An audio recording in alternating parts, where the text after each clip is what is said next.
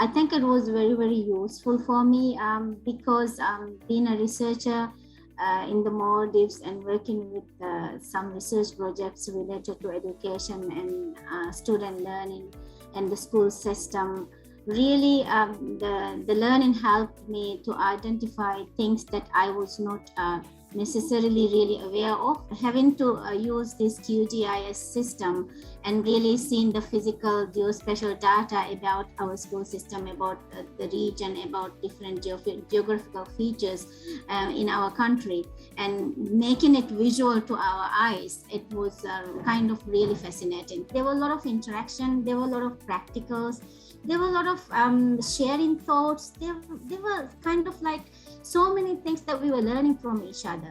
So I was very impressed with the way that the session was organized.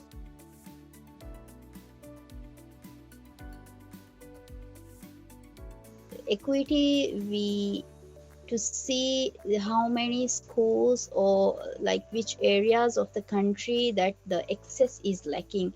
And this focus is brought because a lot of the students in the country is lacking this access to the higher secondary grades, which means that if they want to get the access, they required to travel across the country to the islands that the A-level schools are available. It is a big hurdle for all of them. So in this report, we focused on actually analyzing how much of the access that is available and how we can improve the equity in this regard.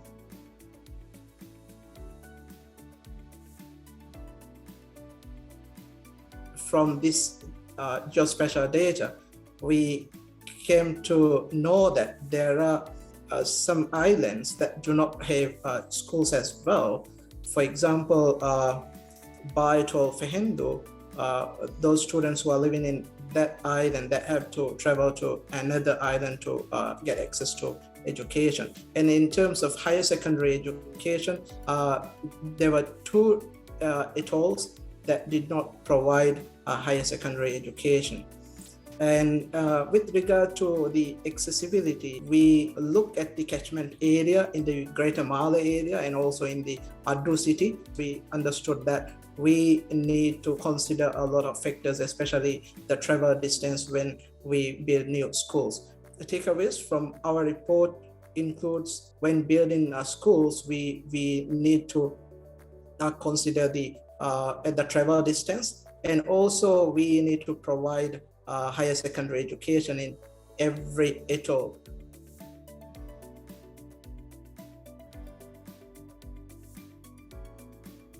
Actually, there are many ways that the geospatial data has helped us.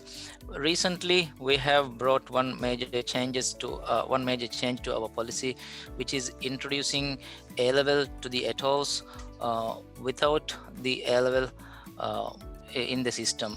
There are a few atolls in our geospatial data, as seen in the report, without the A-level.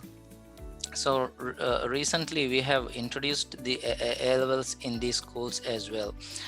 So I think this geospatial data is very useful, especially in terms of improving the access to the system.